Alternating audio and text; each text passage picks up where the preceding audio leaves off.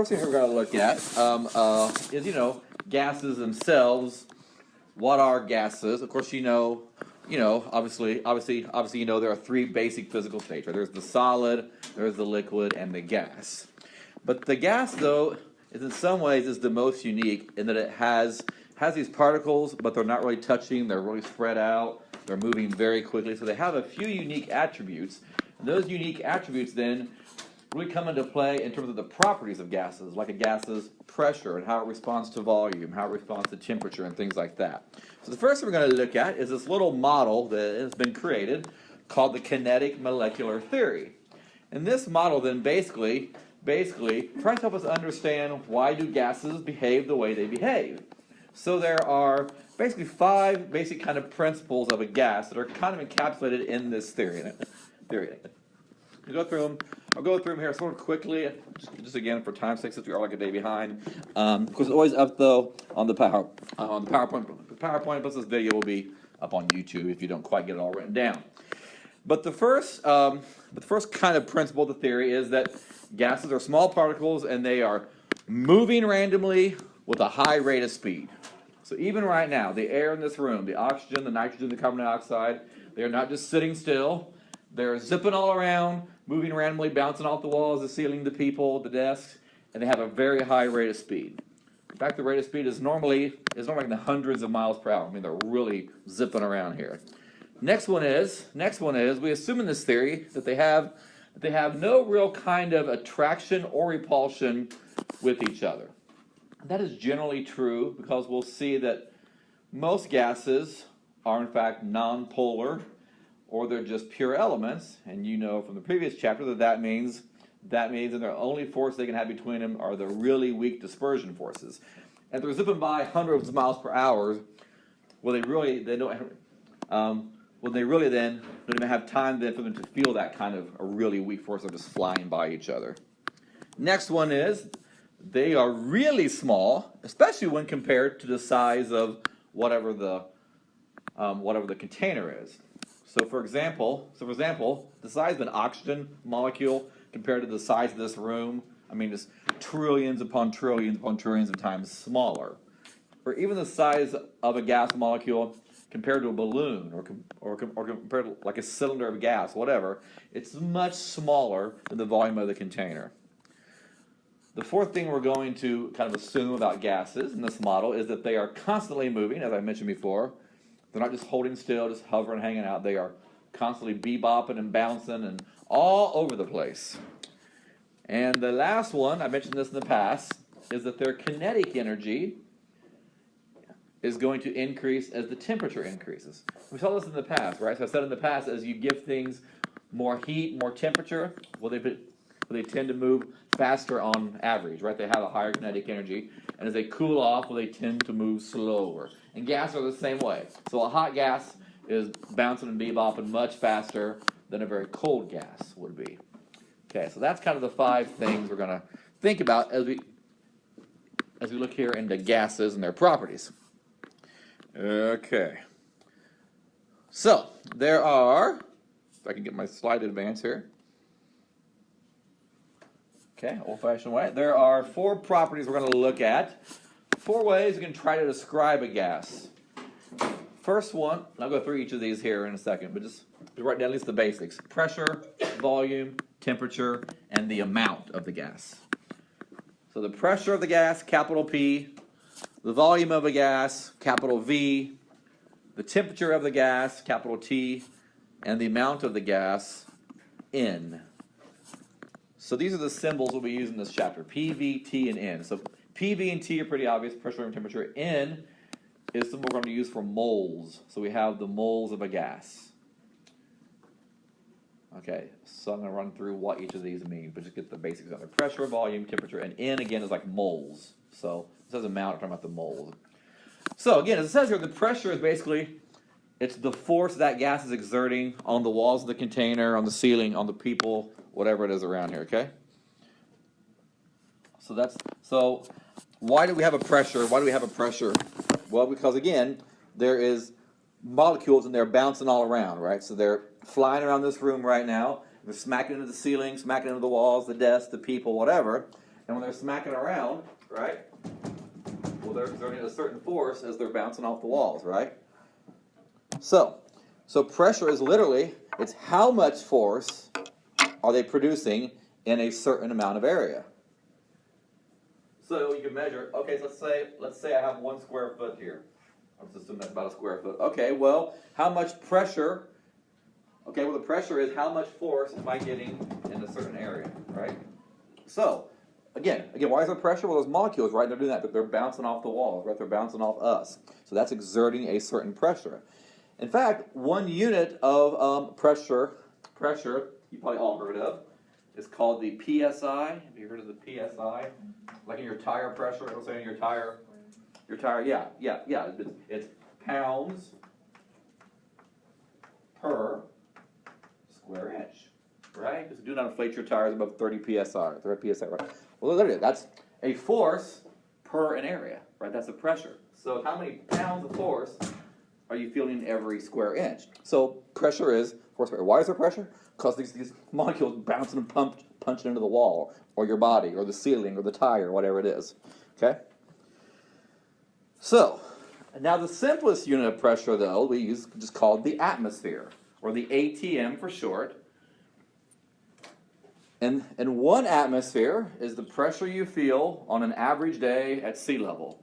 So you walk down to the ocean on an average day, and the pressure that you're feeling right then on your body, in the air around you, that's typically 1 ATM, 1 atmosphere of pressure. So that's 1 ATM. Now again, you don't normally realize there is much pressure on your body just because we're so used to it, right? We're born into it. But there is, right? There is a pressure on our skin all the time, right? As molecules are bouncing and colliding into you.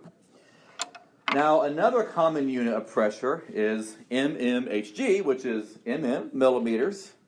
Hg, what's Hg? What's Hg? Mercury, yes, millimeters of mercury. So it's millimeters of mercury. Okay, so where does that come from? Well, that comes from the way they used to measure pressure way back. Now, there's an Italian scientist, and his name was Torricelli, which I always think sounds like an Italian pasta. How's it, Torricelli, please? Torricelli.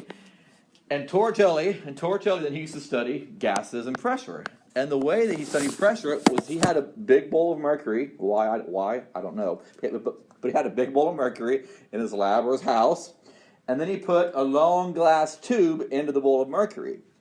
And he realized that on various days, so for some reason, there was something pressing on the mercury that was forcing it to go up that tube.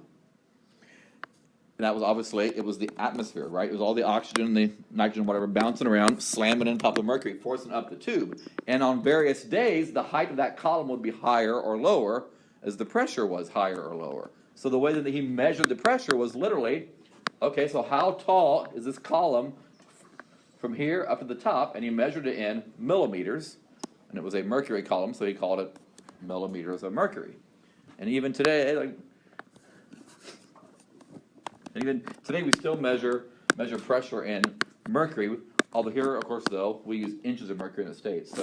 So if you go on weather.com on your phone, you pull up the pressure, it'll say 30.29 inches of mercury. That's literally the same way we're doing it. So have a barometer, and the barometer is a little pool of mercury in the bottom with a long glass column, and they measure then the height of the mercury column, but they're measuring it in inches, of course, here in the States. The rest of the world would use millimeters, right? So how do we relate these two? Well, 1 ATM has been defined to be exactly 760 millimeters of mercury. So 1 ATM is exactly, so again, that's been defined, so make a note, right? So exactly, no sig figs, defined. And if you want to look at that in inches, again, that's about 29.92 inches of mercury, just FYI. So, yeah. So, again, like I said, I pull out your phone later, go on the weather app, and it'll give you the pressure in inches of mercury, I'm sure. So one other unit then, you might see this used a little less frequently, is the torr, which is named for that guy Torricelli, and that's the same as a millimeter of mercury. So he used, like I said, he measured everything in millimeters of mercury, so they named that unit for him, the torr. So 1 atmosphere is also 760 torr. So 1 atmosphere is also 760 torr because the millimeter of mercury is the same as a torr. So make a little note of that. 1 atmosphere equals 760 torr. That's also exact. Okay, so that's the pressure. And again, like I said, there's other units you can use for pressure. I already mentioned one to you, right? PSI is a unit of pressure. If you go on then in other sciences, you may hear about some of these other units, like the one here, Pascal, used in physics sometimes, or the kilopascal. Just various ways of measuring. Again, they're all measuring the force per area. How much force? Okay, well, so now we know what pressure is, and I told you there are kind of 4 variables with gases, right? Pressure, then there's volume, temperature, and amount. Okay, so let's look at then, okay, well, how do the other variables, how does volume affect pressure? How does temperature affect pressure? How does the amount of the gas affect pressure? And we'll go through each of these, and these each have some various laws. So, so let's just look first. How does volume affect the pressure? So, I'm going to draw a little picture here. I'm going to erase this picture. I'm just going to tell you here. Maybe. Okay, here it goes. So let's say I have a nice container here. Some kind of container. And it has a gas in it, okay? I'm just going to put 10 gas molecules in there. How many is that? 1, 2, 3, 4, 5, 6, 7, 8, 9, 10. Okay, so I have in there 10 molecules. What are they doing? They're bouncing all around, right? They're bouncing around, bouncing off the walls, bouncing off the ceiling, and that's creating a certain pressure, right? Okay, then I take that container, and let's say that I make it smaller. Let's say I make it half the size. But there's still 10 molecules in there. What's that going to do to the pressure? Why?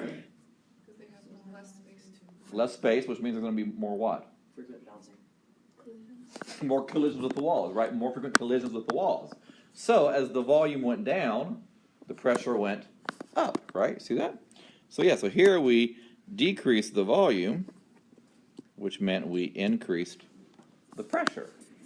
Why is that again? Well, now there's going to be more collisions, right? And every collision increases the pressure. So if you have more collisions, you're going to have a greater pressure, more force. Well, how about the opposite? How about we take our little container, and now we make it a lot bigger. But we still just have, 10 molecules in there.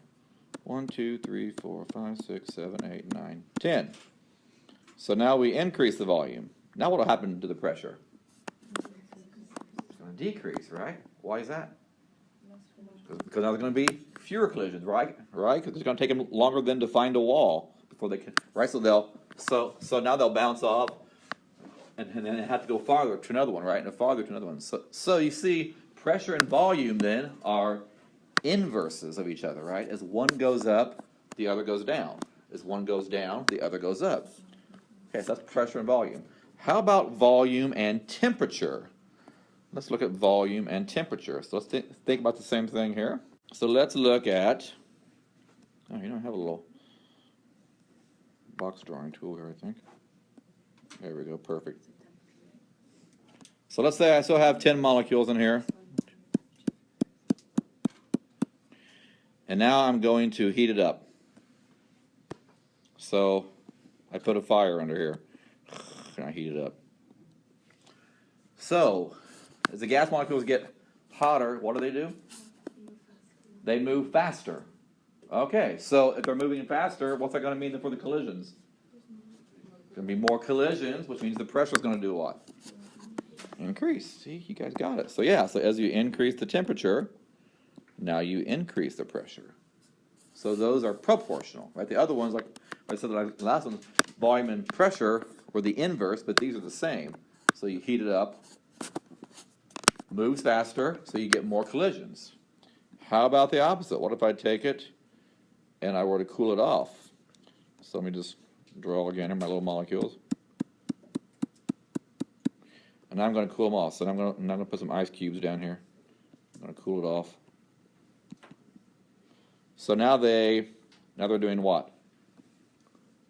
So you're right. If I cool them off, they're going to slow down. They're going to hit the wall less often, right? So now they're going to hit it less often, right? Because they're moving slower. So fewer collisions, so the pressure is going to decrease too. Right? Okay, pretty straightforward, I think. How about the last possible thing I mentioned is the amount of the gas. So let's say I have a container, and it has, again, I'll just make it 10 moles or 10 molecules, whatever you want to say. 1, 2, 3, 4, 5, 6, 7, 8, 9, 10. Oh, that's 11, whatever. Okay, 10. Okay, so then I'm going to increase the amount. So now let's say I have my gas, and I'm going to pump in some more gas. So instead of being 10, now I pump in, I don't know, an extra 10. What's that going to do if I increase the amount, increase the moles? How about the pressure, up or down or no change? It's going to increase. Why?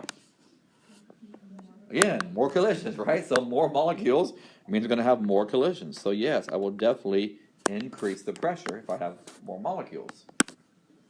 Again, N is a symbol for moles. Okay, how about the opposite? How about if I go in here and I were to remove a whole bunch of these, and I were to take out a bunch of gas? Okay? So now what's going to happen? Now I have fewer moles of gas. What do you think? Okay, see moles of gas, see they're going away. So I'm sucking out the gas. Yeah, so fewer collisions now, so lower pressure. Right. Okay. Yes? What's the N stand for? That's moles. That's moles. N is moles. Okay, so that's 4 factors we can look at for gases: pressure, volume, temperature, and moles. Now, various scientists over the years, they have studied these, and they have come up with various laws for these various kinds of relationships. So the first one is a man named Robert Boyle. He was an English scientist way back in the 1600s, and he was interested in gases. He studied pressure and volume, and Boyle's law then tries to relate pressure to volume.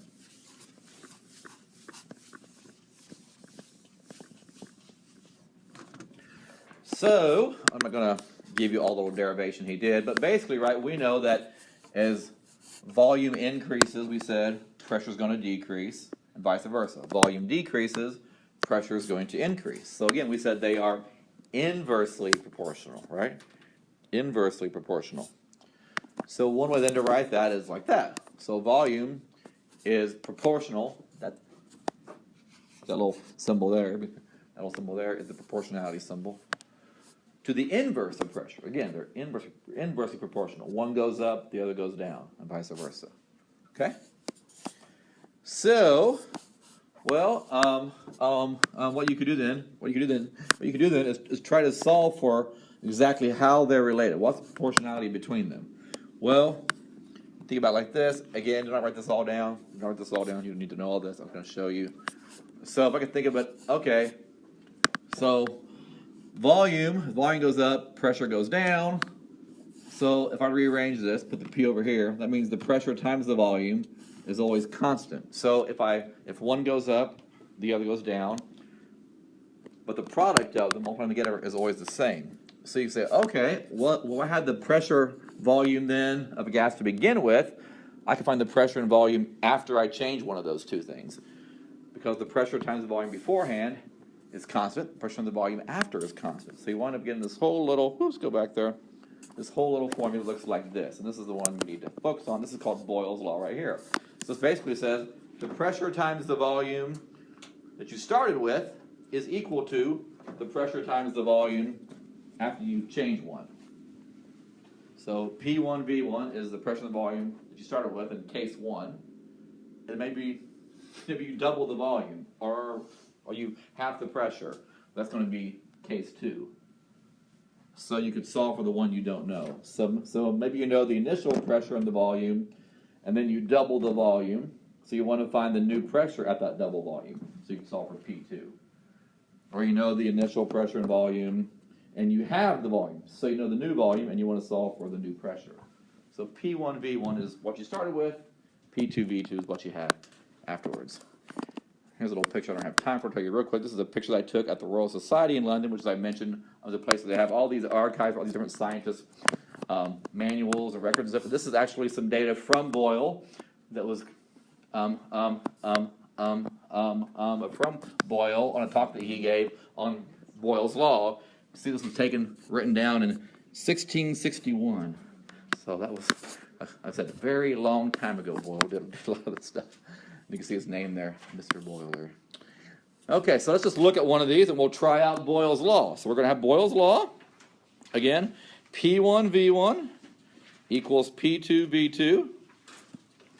So pressure times the volume to begin with has to be constant, so it has to be equal to the pressure times the volume after you make some changes.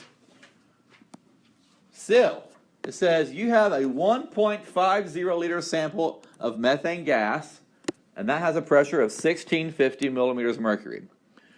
What's the new pressure after the volume increased to 7.00 liters? So which variable are we solving for? P1, V1, P2, or V2? Yeah, the new pressure, the final pressure. So I'm going to solve for P2. So we're going to do a little algebra, everyone's favorite. And we're going to have to isolate P2. So what do I have to do? Divide both sides by V2, right? So I'm going to divide both sides by V2. That'll get rid of V2. And then be left with, okay, P2 equals P1, V1 over V2. Okay, good. So now, pretty straightforward. Just plug in what you know. So what was P1? So P1, again, is the initial pressure, the one you started with. What was that? Oh, which of those numbers was the initial pressure?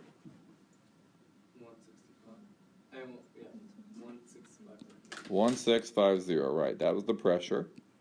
Again, pressure will have units of like millimeters mercury, atmosphere, torr. Times V1. Which of those volumes is V1? Yeah, 1.50 liters, right? Because you started with that. That was case 1. And then I went to V2. So what's the new volume? 7.00 liters. Okay, so which units here are going to cancel? Liters, right. Okay, so let me just multiply through. So grab your calculator. I'll grab mine here. Play along.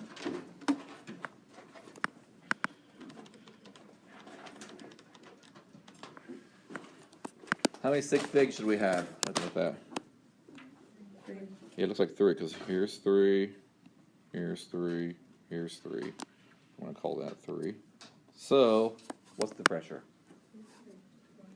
354. What's my units? Yeah, the ones that were left, right, were mercury. Okay, so let's think about this for a second. Does that make sense? So the volume was at about 1.5 liters. Let's say that's about this big. And then it went up to 7 liters. So the volume went up, which means the pressure should have done what? Gone down, and it did, right? It went down, way down, right from 1650 down to 354. So that seems like a reasonable answer, right? The pressure went down because the volume went up. Okay, good. Okay. Let's try one more. Let's say we have 1 liter of a gas at 1.25 atmospheres, and then we compress that gas down to 473 milliliters. What is the new pressure? So again, we got our Boyle's Law because we're using pressure and volume relationship. So first off, you're going to figure out, well, okay, which variable do I want to solve for? So again, it's the new pressure, so P2. So same thing. So we'll divide both sides by V2, and we'll wind up getting P2 equals P1, V1, divided by V2. Okay, so let's plug in what we know. So what's P1? What's P1 there on your handout? problem? 125. Okay, yeah, P1 is the one in atmospheres, 1.25 ATM. Okay, but now notice I have a V1, which is what? 1.00 liters, but V2 is in milliliters, so that's not going to work because they won't cancel. So both of them have to be in the same unit. It's your choice. You can turn them both into liters, you can turn them both into milliliters, as long as they're the same, and they'll cancel. So I'll make them both. What do you want to do? Make them both liters, make them both milliliters. Make them both liters. Okay, so let's take the milliliters and turn it into liters then. So V2 is 473 milliliters. Let's turn that into liters. So milliliter means 10 to the negative third liters. So 0.473 liters. Okay, so what's V1? Which of those was V1? 1 liter. 1.00 liters, right, was the initial. And now V2 was one we just found in liters, 0.473 liters. Okay, so I know I said before in the past, units are your safety net. You can really see that here. Liters and liters cancel. Now, if you hadn't done the conversion, you'd have been like, oh, wait a minute, one's liters, one's milliliters.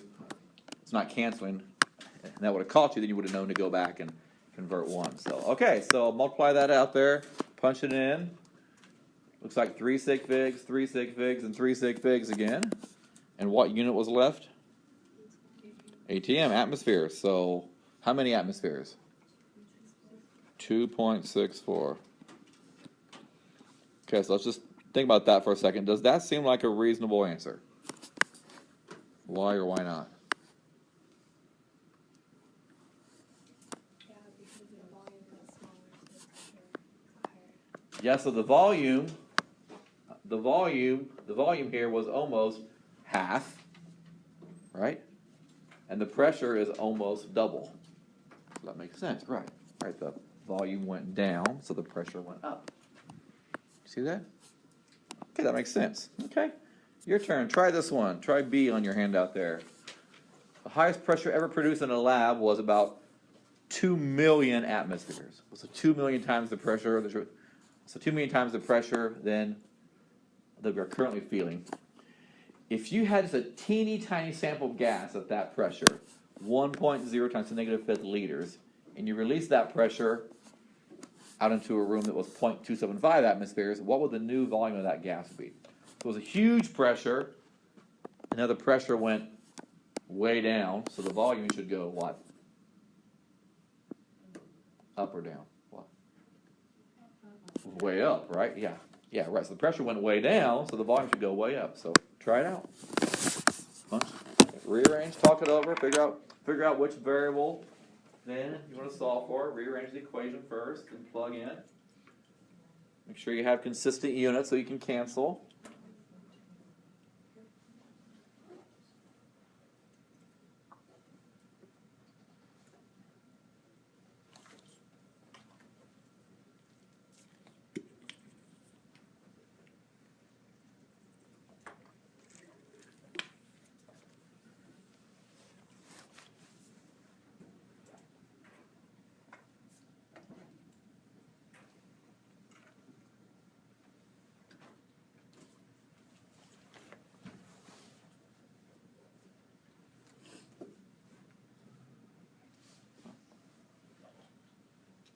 So which variable are you solving for?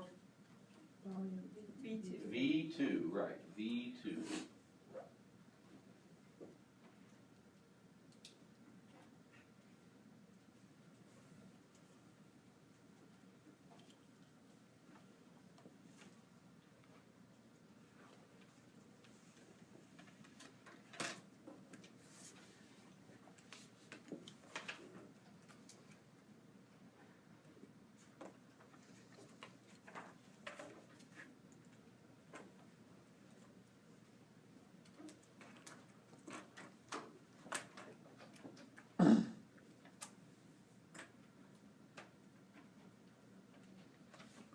Okay, let's talk it over if you haven't yet.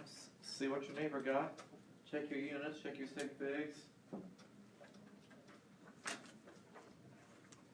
And again, we said the pressure went way down, so your volume should have gone way up. If it didn't go way up, then you probably made a mistake when you're rearranging the equation.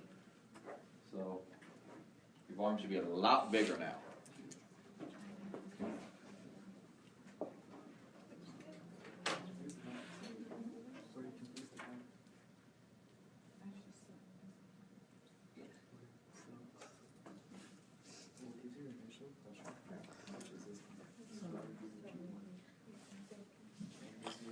Okay, what are you getting? 73 liters, yes. Yeah, which is a lot bigger, right? Because it was 10 to the negative fifth, about 100,000th of a liter. And now it went way up to 73 liters. Because it went way down from 2 million down to only 0.275. So we got a lot smaller pressure, so it ought to get a lot bigger volume. And it did, so let's just try it out real quick.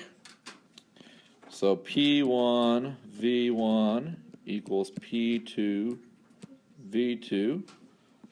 Something for V2 we said, so we're going to divide both sides by P2 and get P1, V1 over P2.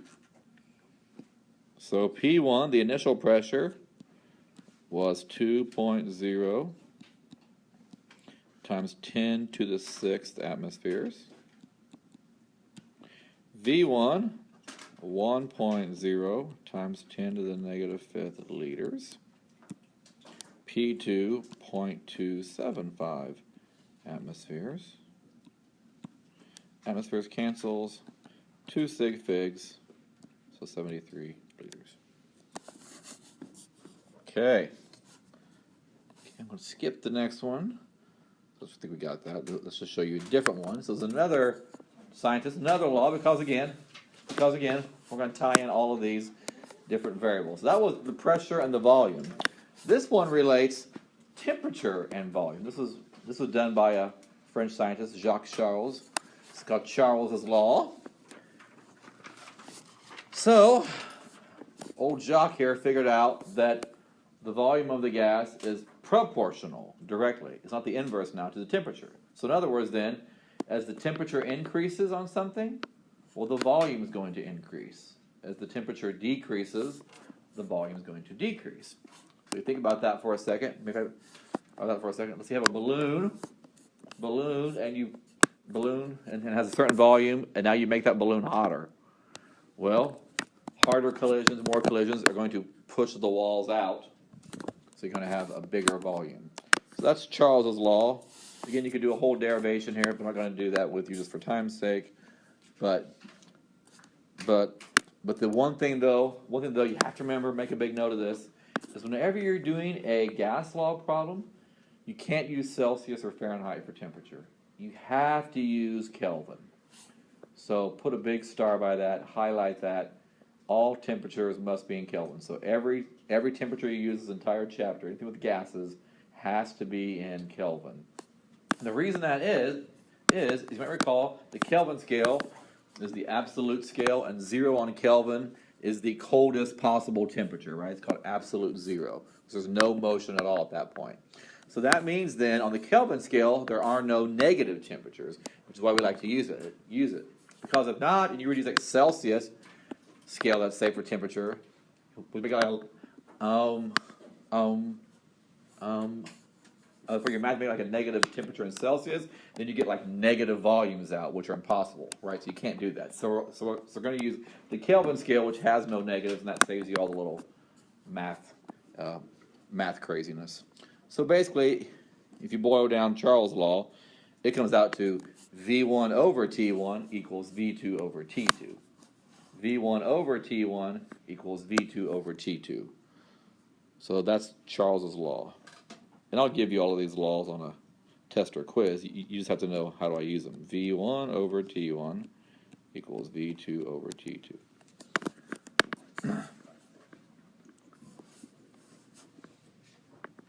Okay, so let's practice trying out Charles's law here. Let's just take an example here. So let's say you have a 275 liter helium balloon, so a big old balloon. You heat it up from 20 degrees Celsius up to 40 degrees Celsius. What's the new volume? So we're not changing the pressure, we're only changing temperature and volume. So our equation is V1 over T1 equals V2 over T2. So which variable am I going to solve for here?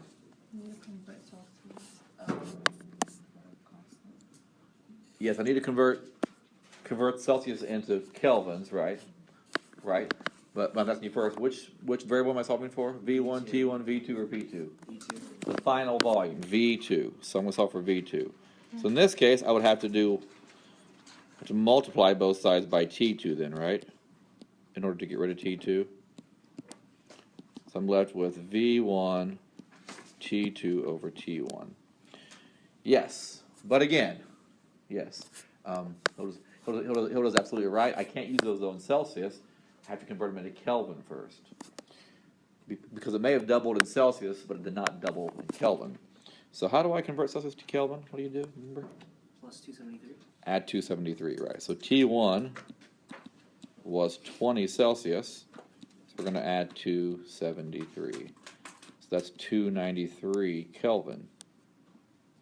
T2 was 40 Celsius. So we'll add 273. So that makes 313 Kelvin. Okay, so now we can plug in. So V1, it was originally at 275 liters. What's T2? 313. Over T1, 293 Kelvin. So what unit cancels out here?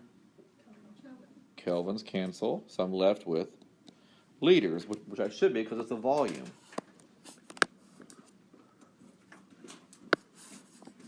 So what's the new volume?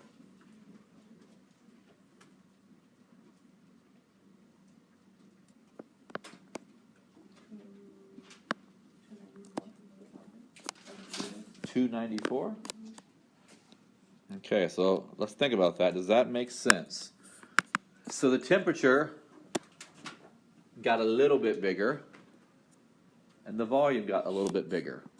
Does that make sense? It should, right? Remember said yes. That should be right. As temperature goes up, volume goes up. So it was only a slight increase on the Kelvin scale. So it's only a slight increase on the volumes too. Okay, let's try one more here with you. So pull out that handout. Let's try the first one. Let's say you have a refrigerator at your house. The temperature inside is about 4 degrees Celsius. And then you have a balloon that is 0.50 liters and 22 degrees Celsius out here in the room. Then you put it in the refrigerator. So, what's the new volume going to be after it cools down from 22 down to 4 degrees Celsius? So, which variable am I solving for?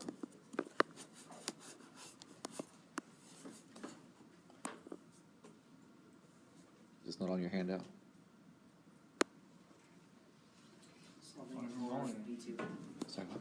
Really? No, Merlin? What is it? Maroon. Oh, did you need an extra paper? I think I have two. Oh, Okay. So, which variable are we solving for? The new volume. What will the volume be? V2. Okay, so let's look here. So, I'm going to rearrange here. So I'm going to get V2 must be V1 over T1. We've got to multiply by T2 to get rid of it, so T2. Okay, well, first thing I should do is convert those temperatures into Kelvin, right? So which of those is T1, which of those is T2? Now it's a little tricky, so read it first before you go answering. What was the initial temperature of the balloon? 22, yes. It was initially at 22. So T1 is 22. Then we're going to add 273 to that. Make it 295 Kelvin. T2, okay, then it was cooled off in the refrigerator that was at 4 degrees. Add 273 makes that 277 Kelvin. Okay, so V1 initially, the balloon was at 0.50 liters. T2, the temperature afterwards, was 277.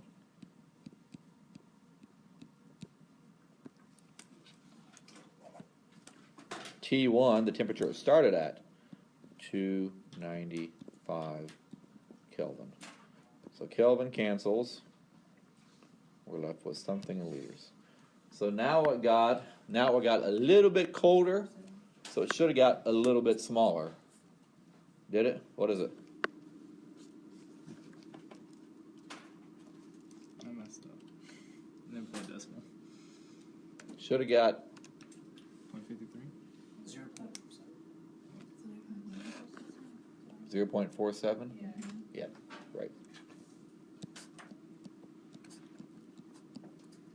Again, if your volume went up, you immediately know, whoops, I must have made a math error. So go back, check your equation, check your conversions, make sure you did everything. 0.5 times 277 over 295. The biggest mistake on these, for some reasons, is students always flip these two. And they put the V1 and the T1 together. But it's not. It's the V1 over T1 times the T2. So again, it got a little colder. It had to get a little smaller. You should realize, aha, yes, that seems reasonable. Like I said, if not, it was flipped, you get like 0.53, I think. You should be like, wait a minute, it's a bigger volume. That doesn't make sense. And you go back and you find your mistake. Okay? Okay, let me do another one with you. Let's try this one. Let's say, how hot will a 2.3 liter balloon have to get to expand to a volume of 400 liters? Assume the initial temperature of the balloon was 25 degrees Celsius. So you want to make the balloon a lot bigger, from 2.3 liters to 400 liters, which means it'll have to get a lot hotter too. Now this one is a little harder to rearrange for most people. So let's just write it out here. V1 over T1 equals V2 over T2. What are we solving for now? Which variable? T2. Yeah, we want to isolate this one down here, T2. So, now we're going to use our friend cross multiplying. Remember, so cross multiplying basically says you can move things across like this. So if something was in the numerator of one side, you can move it over here then, you can move it over here then, into the denominator of the other side, and vice versa. So we're going to have to get T2 by itself. So the T2 has to go up here, and then I have to get rid of the V1 and rid of the T1 to get the T2 by itself. Again, if that does not make sense to you, please come see me in my office hours after class, and I'll give you a little basic algebra reminder there on that. But basically, you're going to get V2 times T1 over V1. So I got to isolate my T2. Well, I'm going to put it up here. Oh, well, then I need to get rid of my V1. So it goes on the bottom. Get rid of my T1. It goes on the top. So I get V2 T1 over V1. So that's typically the hardest part of this one. Is just like I said, is just rearranging the equation to try to get the variable isolated that you want. Okay, so let's look. V2. What was my final volume? V2. What's the goal? What volume am I going to? 400 to make it 3 sig figs, liters. T1, my initial temperature. Okay, 25, and then we're going to convert that, though, of course, into Kelvin. 273, make 298 Kelvin, so that goes in here. 298 Kelvin. And V1 was the initial volume. That was 2.3 liters. So now liters cancels, and we're left with something in Kelvin.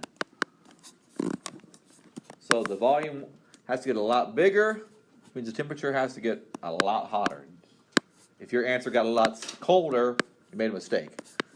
So, did you get a really hot temperature? What would you get? It's like tens of thousands or something of degrees. It would melt the balloon before it even got that big. So as volume increases, temperature increases too. Yes. I think. So what is it? Anybody? 5.2 times 10 to the fourth. Yeah. Okay. 5.2 times 10 to the fourth Kelvin. Yes, yes, that is a lot bigger. 52,000 degrees. It's like I said. So yeah, as I was saying, the balloon would melt long before you got that big, of course. But in theory, that's how hot you would have to make it. Okay, your turn. Try this one. Try C. Try C. You have a soda bottle. It's at room temp. It's a 2-liter bottle. It's empty, and you throw it in the freezer. What's the new volume after it cools off in the freezer? You know, this happened before, I'm sure, right? At your house, with the bottle, when you put it in the fridge, come back, all kind of like crushed down a little bit, right? You know, it's a little smaller when you pull it out of the fridge or the freezer. Okay, so Charles's Law. Let's see. How much smaller would your 2-liter get?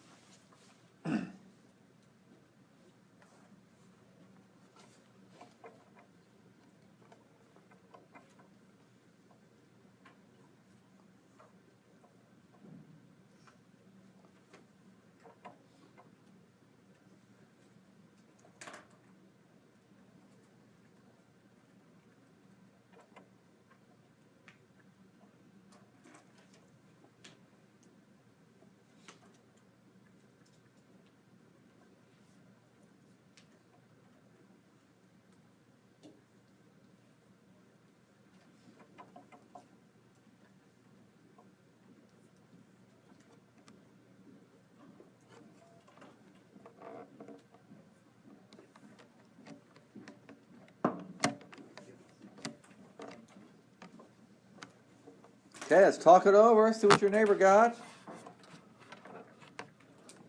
What's the new volume going to be? So it's getting colder, so it should get what? Bigger or smaller? Should get smaller.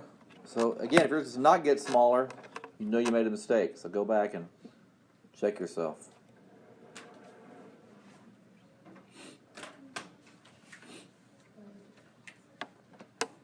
Talk it over. Check your sig figs. Check your units. See what you think.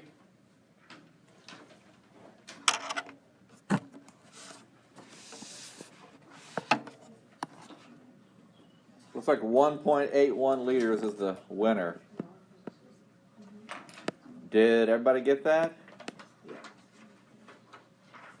Anybody not get that? Want me to work it out? Because if not, I'm just going to skip it. I'm assuming you figured it out. So it's 3 sig figs. Yeah, it should be. It could be 3, I think, at the end, because your temperature is automatically 3 sig figs. Your volume is 3 sig figs, so it's gonna be 3. All right, 1.81 liters. Everybody got that? Okay. Okay. Well, let's do another one. So we looked at pressure, volume, and temperature. Now, how about also doing pressure and temperature? So we did pressure to volume, temperature to volume, but how about pressure to temperature? So this is another Frenchman, Gay-Lussac. Joseph Louis Gay-Lussac. So again, temperature got to be in Kelvin. Don't forget, anytime has to be in Kelvin. And his law looks a lot like the other ones, but now it's not volume temperature, it's pressure and temperature. So as temperature goes up, more collisions, so more pressure. Temperature goes down, less collisions, less pressure. So they are proportional. So P1 over T1 equals P2 over T2. That is Gay-Lussac's law. So I'm going to write these all here on the board. We've had Boyle's law, P1, V1 equals P2, V2. Charles's V1 over T1 equals V2 over T2. And now Gay-Lussac's P2 over T2. I'm sorry, let me try that again. P1 over T1 equals P2 over T2. Okay, so I'll just do maybe just one of these, just because they're pretty straightforward. Same kind of deal. We're just rearranging the equation. Again, I'll give you the equations. Your only job is to know which equation do I need to use. Oh, well, in this case, I have a pressure and two temperatures, and I want a pressure. So I need the one that has pressure and temperature in it. Oh, this one right here. So I have a gas with a pressure of 3,000, or 3.00 times 10 to the third millimeters of mercury. And it's in a steel tank, so its volume can't change. And I cool it off from 500.0 degrees Celsius all the way down to 0.00 degrees Celsius. So it gets a lot colder. What's the new pressure going to be? Well, it's getting a lot colder, so the new pressure should be higher or lower? Should be a lot lower, right? Okay. So let's write our equation here. P1 over T1 equals P2 over T2. So which variable am I solving for? P2, the new pressure, P2, good. So I'm going to rearrange P1 times T2 over T1. Now, of course, again, same thing. Temperatures with any gas problems have to be in Kelvin. So I'm going to turn my temperatures into Kelvin. So T1 was 500.0 Celsius. Now, technically, if you want to be precise, we said way back when you're doing those Kelvin conversions, you can really add 273.15. Remember that? But it normally doesn't matter. We said unless you have decimals in the one you're converting. So since this has some decimals, I'm going to use the 273 that has decimals. Technically 273.15. If you don't do that, I bet it won't really make a big difference in your sig figs, but technically we should do that. So I'm going to get 773. Then I have a tenths place plus a hundredths place. Going to be a tenths place. I'm going to round that off to be 0.2. But again, like I said, if you didn't do that, you'd get 773. Basically the same thing. It won't really budge your sig figs too much, but just technically we should, since that has decimals Celsius, we should use the Kelvin that has decimals. T2 is 0.00. Let's add 273.15. Oh, it's going to be 273.15. Okay, let's plug in. P1, the initial pressure, was 3.00 times 10 to the third millimeters of mercury. T2, the temperature afterwards, again, no, not T1, big mistake everybody makes, T2, not T1. So 273.15 Kelvin over T1, 773.2 Kelvin. So Kelvin cancels. Again, it got a lot colder, so it ought to get a lot lower pressure at the same time. If your pressure went up, you made a mistake. So what is it? What's the new pressure? 1.06 times 10 to the third? I guess. Or just 1,000. Right. So basically, it's roughly 3 times the pressure. Roughly three times the temperature. So it's roughly 1/3. Right. So it got 3 times colder. So it got 3 times less pressure, roughly. So that kind of makes sense. That seems to kind of work out there with this. Okay, your turn. You try out B.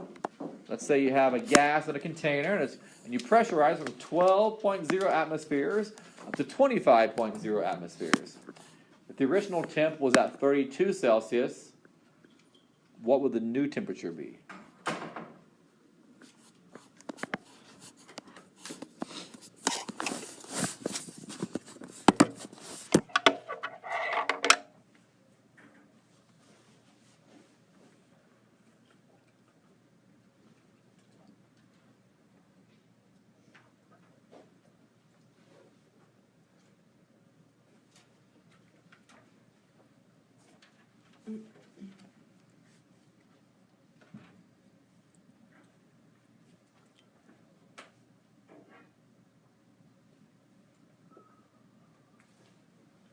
the hardest part again is probably isolating T2. So make sure you arrange that equation right. Get T2. And we compare that first with your neighbor and see if you got T2 equals what over what. Help each other out. Raise your hand, I'll gladly help you.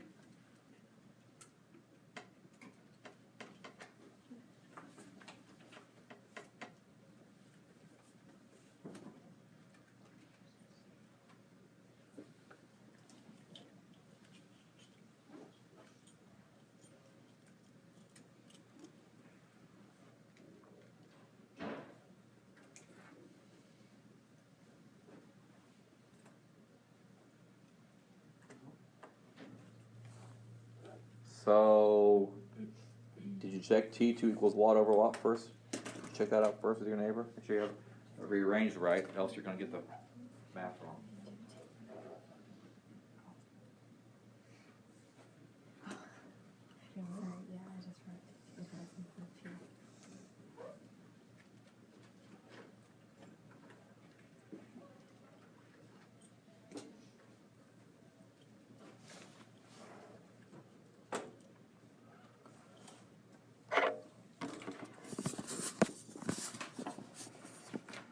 Okay, so your pressure about doubled from 12 to 25, a little bit more than doubled, which means your temperature should do what? About double, probably also.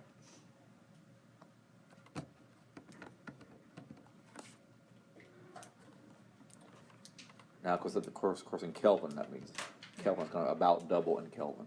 Celsius will be different, but, and notice it does say it wants it back in Celsius.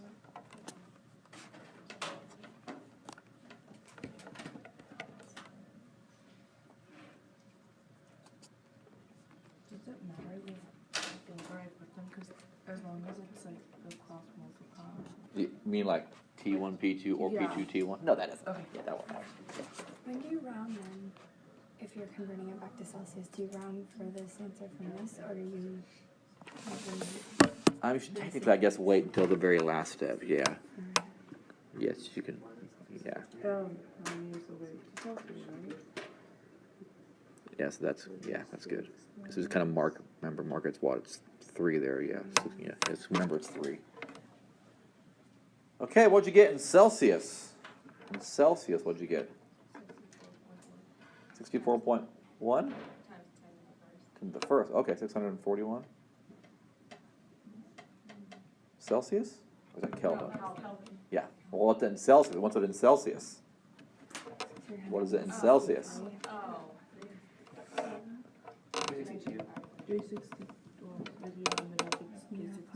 365, 362. Okay. Okay, well, let's work it out real quick.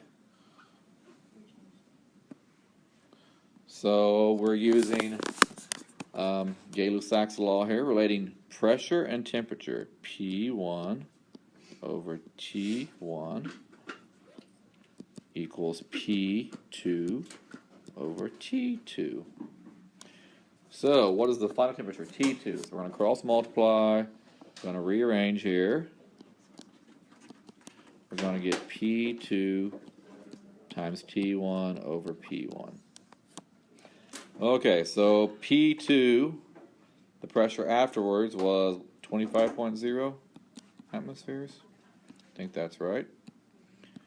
T1, 32.0 Celsius. So let's turn that into Kelvin. So add 273.15. So what is that? 305.2, something like that. Something like that, is that what you got? Yeah. Okay. Over the initial pressure was 12 atmospheres. So atmospheres cancels. I'm left with Kelvin. So what was it in Kelvin? Did you say 600 and something? 635.83. Anybody else get that?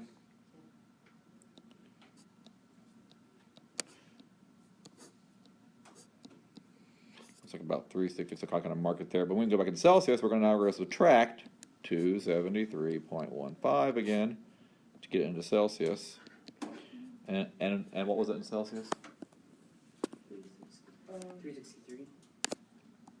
363 Celsius. So yes, in Kelvin, you're right. See, it basically doubled, right, the pressure, and it basically 300 to 600 doubled the temperature in Kelvin. Now in Celsius, you can't tell that. 305, 363, you can't tell.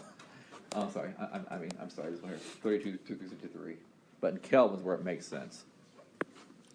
Okay, well, that is, let's skip that one. That is pressure and volume, temperature and volume, pressure and temperature.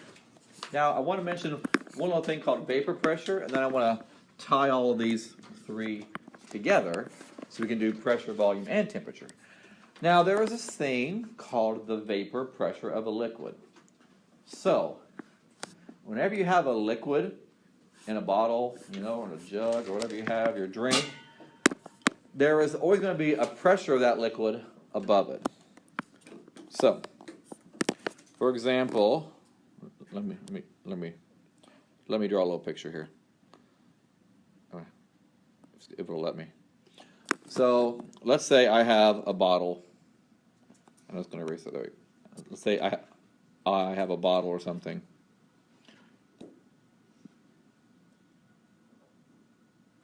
Okay, so here's a bottle. Here's the cap on the bottom. Then I have some liquid down here. So, water or whatever it is, doesn't matter. So, I said in the past that your temperature is a measure of the average kinetic energy. But there are always some that are moving, remember, a little bit slower and some that are moving a little bit faster. So in order for these particles down here in the liquid phase to escape into the gas phase, well, they have to break apart all of the attractions between each other in the liquid phase. So they're down here in liquid, and they're rolling around. Well, there is a little bit of an attraction between things. Maybe it's hydrogen bonding. Maybe it's dipole-bipole. Whatever those attractions are between them. Well, again, in order for one of these to escape into the gas phase, well, it has to break apart all of these attractions holding it together, right? And that takes a certain amount of energy, right? They're held together, so I have to tear it apart, which takes energy. Well, again, so the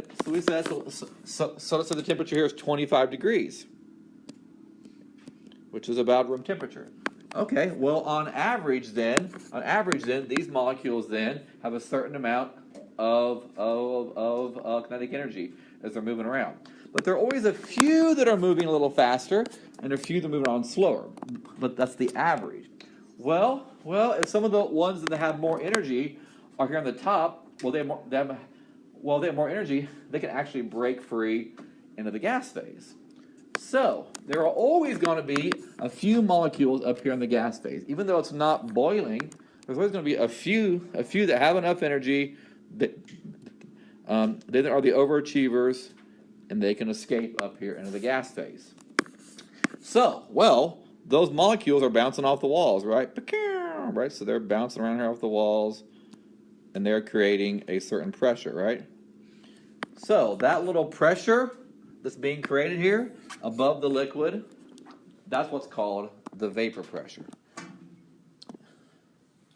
That's that pressure above the liquid. So if you have a closed container and you have a liquid in it, even though it's not boiling, there are always a few little molecules of coffee or Coke or water or whatever it is that are able to escape into the gas phase, and they create a certain pressure. Whereas sometimes, you hear a little pop, pop, a little bit, you get a little squirt of air sometimes. You open a container, that's a little bit of that vapor pressure that's being created. Okay, well, obviously then, as you warm up your bottle or your whatever it is, your container, well, again, they're moving faster on average, and more of them then are able to escape, so the vapor pressure increases. So you have a greater pressure above that liquid as the temperature increases.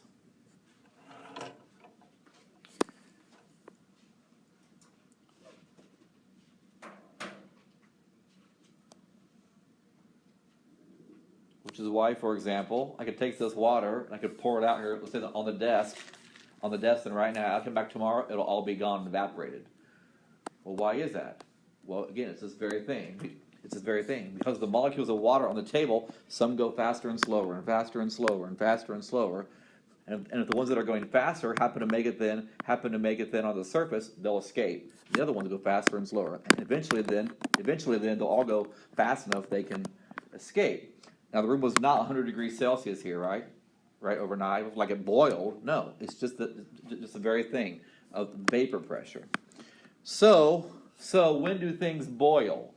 Well, when they boil, that is when the pressure of the room is the same as the vapor pressure of that liquid. So when you warm up the liquid enough that it's naturally spitting out molecules at a pressure that's the same as the pressure in the room, then now there's no barrier at all. It's just a free-for-all, and they all just start flying out into the gas phase.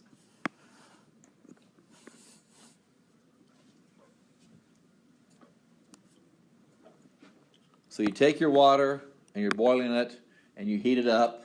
Again, as you heat it up, they have more energy, until they finally have enough energy for them to all escape into the gas phase. So whatever pressure that is of the gas, when that pressure is the same as the pressure in the room, now there's no kind of barrier holding it back from escaping. So that's when things begin to boil. So liquids boil when the pressure of the room, right, equals the vapor pressure of the liquid. So if you just have normal the room temperature water, let's say it's around 20 degrees here in this room, probably around 20. Okay, well water's pressure is only about 18 millimeters of mercury. Okay, so a little bit of water is escaping. But as you heat it up, 30, 40, 50, you see, okay, now more water then is naturally escaping, right? Until you get to the point 760, which I told you before, is about 1 atmosphere, right? Which is our normal pressure. So where's that? Well, that's at 100 degrees Celsius. So when the pressure then of the molecules of water are naturally escaping is the same as the pressure in the room, well, now it's a free-for-all. They all just start boiling and just going like crazy. So that's when things start to boil. Okay, so that's when things boil. Okay, well now let's take some of these and combine these together. And we're going to make a very handy equation called the combined gas law. We're going to combine them together. So you notice it's pressure times volume, it's volume over temperature, it's pressure over temperature. So I could imagine smushing these all together into a big amalgam, and I would get, so temperature is always on the bottom, right? So it winds up being this, P1 V1 over T1 equals P2 V2 over T2.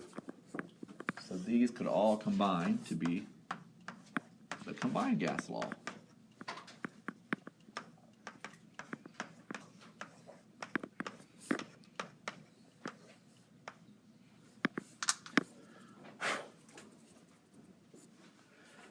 So now we can change all three variables.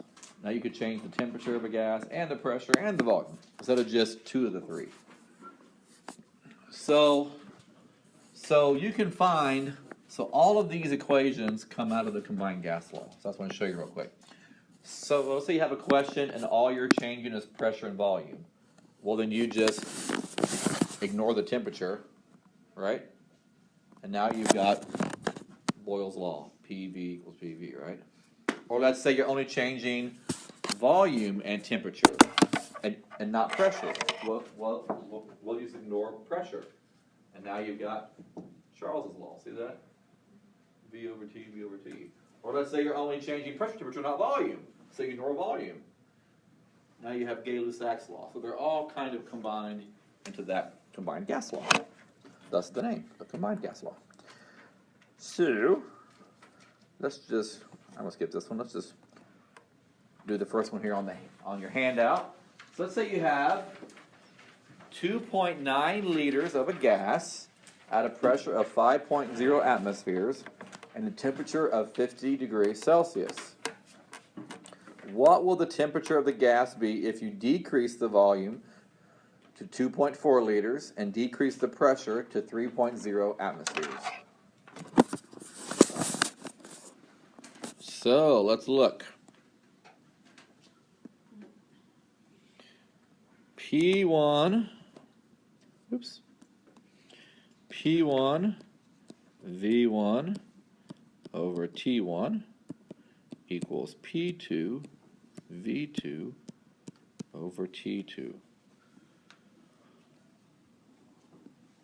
So, which variable am I trying to solve for? Which one? T2, right? What will the temperature be? So I'm going to find the new temperature, T2. So, this is going to be fun to rearrange here. So I have to get T2 by itself. So I'm going to cross multiply P2 T V2 T1, right? So this will go up here over P1 V1. So this will go up here, and these will go down here. So we move things around. Should get something like that. P2 V2 T1 over P1 V1. Is that what you got? Yeah. Okay, so let's go back and just label these variables because we're getting lots of variables now. Let's kind of look through these. So 2.9 liters, what variable is that? Is that a pressure, a volume, temperature? What is that? Volume. Okay, and it was the initial volume, right? So that this was V1, right? Maybe that'll help us out. At a pressure of 5.0 atmospheres, so that was pressure 1, P1. And a temperature of, so that's T1. Okay, what will the temperature be? So that's going to be T2. You want to find. If you decrease the volume to 2.4 liters, that'll be V2. And the pressure to 3 atmospheres, that'll be P2. Okay, so let's try it out. So, P2, what was P2 we said? 3.0 atmospheres. V2, 2.4 liters. T1, okay, that we have to turn into Kelvin, so 50 Celsius plus 273, call it 323 Kelvin.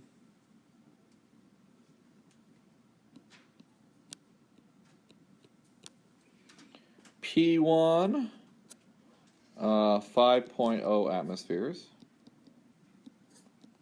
V1, 2.9 liters. So what cancels out? Which units cancel on this one? Liters and atmospheres, right. So we're left with Kelvin. Okay. So punch that in there, see what you get.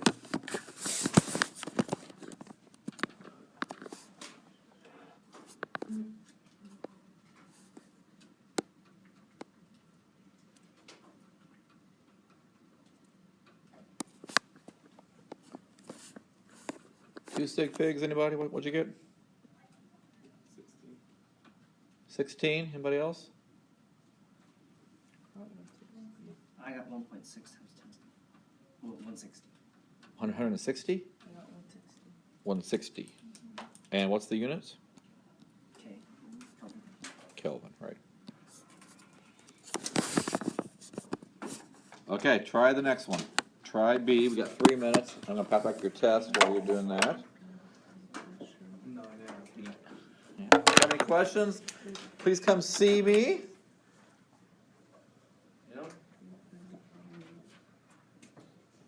Yeah, we're happy to go over with you, help you out, see what we can do to improve things. Number one thing you can do is start doing this homework right away, right? So now you've done this, so now go home and practice this stuff today or tomorrow. Do not wait until the night before it's due and start doing it. That is the worst way to learn something. I'm not pointing any fingers, but I noticed the homework for the last chapter was due like on Wednesday and on Monday, like half the class hadn't done any of it. So start a little early, practice.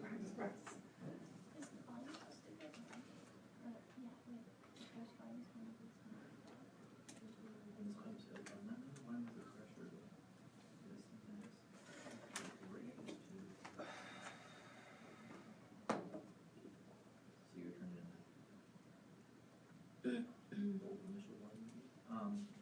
hard to tell because there's two variable changes. So the pressure went up and the temperature went down. So the pressure going up, that should make the volume smaller. And that should be small. So then how do you find that out? Like the little cross thing? Your volume. So this is always gonna go in the top, right? And that's always gonna go on the top. And that'd be the first I mean, it's a little hard to tell with three variables. With two, it's easy to tell. But with three, there's two different things. So it's a little hard. But it seems like P1 and P2, right? Yeah, that's kind of right. temperature went down. Temperature went down, means pressure goes down. Volume went. Volume, I'm sorry, not volume. Pressure went. Oh, I'm sorry. Pressure went up, which means smaller volume. So yeah, both of them seem to be pointing at a smaller volume. I would guess. Okay, we're out of time. Do you have an answer yet? I don't have an answer.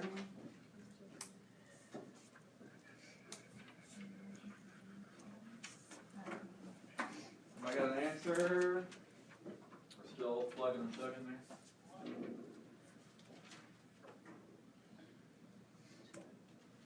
Okay, well, we'll definitely do this one first thing, then on Wednesday. Remind me, we'll do this probably first thing if you don't quite have it done. But if you have an answer, we'll just try and shoot for that.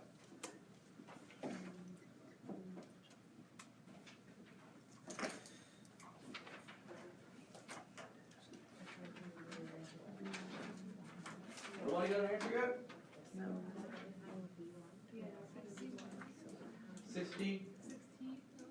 16 milliliters? Okay, anybody else? I don't know the answer yet either, so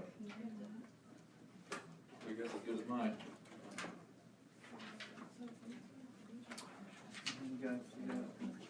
I got 12.1 liters. We'll see on Wednesday then. Okay, so first thing Wednesday, we'll try it out. So bring your work, You need to convert two variables. and we will check it out and see what You we need to do. convert either. Again, like I said, if you have questions, come see me, go to the tutorial center you need to do. I encourage you, start practicing this, right? So go home, do a little homework, ask me questions between now and Wednesday, but do not wait and do it in a week and a half when it's due. Start practicing it now, regular practice. Then you can ask questions that way. You can come ask me questions. The tutorial center asks questions. Practice, and we'll do this very first thing. So to remind you, we'll do B, very first thing.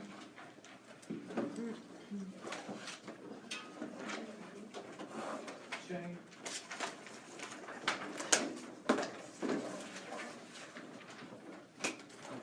Oh, and the lab, I'll have to check an email. There's a couple of pre-lab questions you can skip. Did you see that email? Yeah. Okay. Yes. So pre-lab has 1 through 5. You skip 4 and 5. Only do 1 and 3. So that was a holdover from the last one when they changed the question. They didn't change that one for some reason. Okay. Sasha? Okay, Sydney, Aaron, Sally, Lilia, Elise, Kendall, Chrissy,